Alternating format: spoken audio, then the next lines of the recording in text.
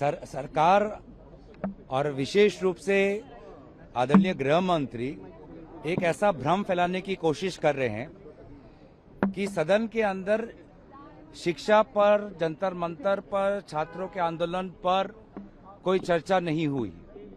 मैं उनको याद दिलाना चाहता हूं कि जब पेपर लीक का बिल, परीक्षा का जब बिल आया था तो विस्तार रूप से 2 दिन की चर्चा हुई थी। छात्र आंदोलन पर, पुलिस प्रशासन पर, पुलिस अत्याचार पर, उस 2 दिन की जब चर्चा हुई जिसमें सभी ने भाग लिया, राहुल जी ने भाग लिया, प्रियंका जी ने भाग लिया, आदरणीय अखिलेश जी ने भाग लिया, भाजपा के काफी नेताओं ने भाग लिया। उन 2 दिन उस चर्चे में अमित शाह जी क्यों नहीं उपस्थित थे? तब क्यों नहीं भाग लिया? तो छात्र आंदोलन पर, जंतर मंतर पे सभी दलों ने, सभी लोगों ने अपना अपना पक्ष रख लिया है। तो बस अमित शाह जी ही रह गए हैं, तो वो बस आके अपना बयान दें, क्योंकि ये बात वो ही कह सकते हैं कि निर्देश आखिर किसने दिया, पैलेट गन का, आंसू गैस का, कि वो किलो वाली डंडों का, वो ही दे सकते, वो बयान दे। और बयान देने के बाद अब क्या वो सक्षम थे या असक्षम थे, उस बात का वो प्रमाण दे और इस्तीफा दे।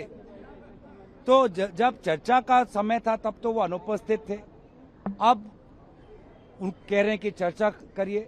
चर्चा हो चुकी, 2 दिन की चर्चा हो चुकी आदरणीय गृह मंत्री जी, बस आपका ही बयान रह गया है। आप पे आके अपना बयान दीजिए, लेकिन बयान नहीं देना चाहते।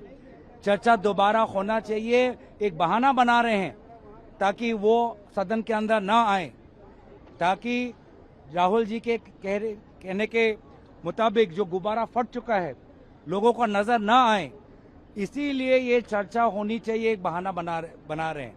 चर्चा हो चुकी है, 2 दिन का चर्चा हुई है, विस्तार रूप से चर्चा हुई है, भाजपा की तरफ से उस चर्चा में लोग भाग लिए हैं। तो आदरणीय गृह मंत्री जी बयान नहीं देना चाहते, बयान से कतराते हैं और इसलिए बार बार कह रहे हैं। अब उन्हीं के आप शब्दों को सुनिए, और वो खुद कह रहे कि मैं बयान नहीं देना चाहता। क्यों नहीं देना चाहते? वो कहते कि चर्चा होनी चाहिए, चर्चा तो हो गई, तो बयान बस उनका बाकी है और बयान से ही वो कतरा रहे हैं और बहाना बनाकर सदन से, लोकसभा से वो कतरा रहे हैं और भाग रहे हैं। सर, एफसीआरए पे जो जेपीसी गठित होने की घोषणा की गई, क्या उसमें कांग्रेस भाग लेगी? देखिए, जेपीसी हम चाहते थे कि ये बिल संपूर्ण रूप से, इस बिल को वापस लेना चाहिए था। बार बार कांग्रेस पार्टी ने, समाजवादी पार्टी ने, डीएमके पार्टी ने और सारे, सिर्फ विपक्ष के दलों ने ही, एनडीए के काफी सहयोगी दलों ने भी ये बात रखी।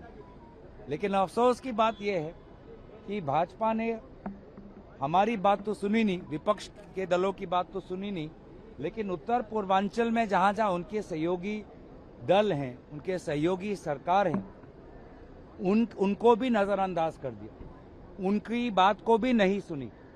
बहुत अफसोस बात है।